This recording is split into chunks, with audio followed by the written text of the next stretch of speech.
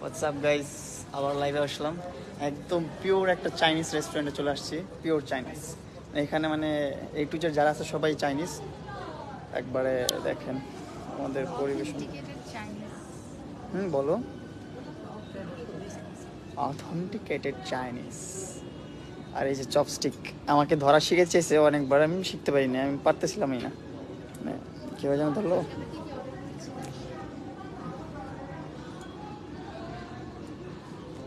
এই অল্প একটু শিখছি আমি, সরি এরকম না, এরকম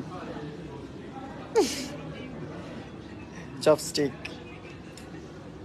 तेरे लिए खाना चॉपस्टिक से। এই হচ্ছে আমাদের মাঝখানে আছে আজকে সঞ্জিত। কি অবস্থা সঞ্জিত, কিছু বলো।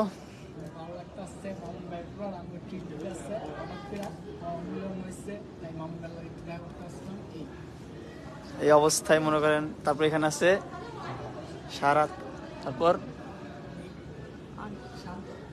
আচ্ছা পরিচিত পেয়ে গেলেন সবাই, যারা যারা চিনেন তারা হাই বলে দিয়েন ওনাকে।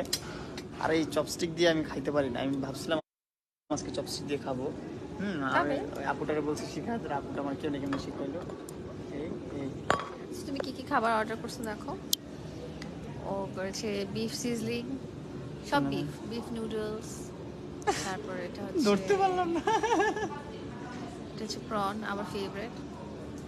ভাই দেখো, একটু দেখাও না, আমি কি এটা কি করতেছি, দেখো না, দেখাও না আমি কি করতেছি। এই যে মামুন কি করে, মামুন চপস্টিক কিভাবে খায়। আমি পারি না ধরতে, যে পারি না, দেখো পারে না, এই দেখো স্লিপ করে যাচ্ছে মামুনের খাবার।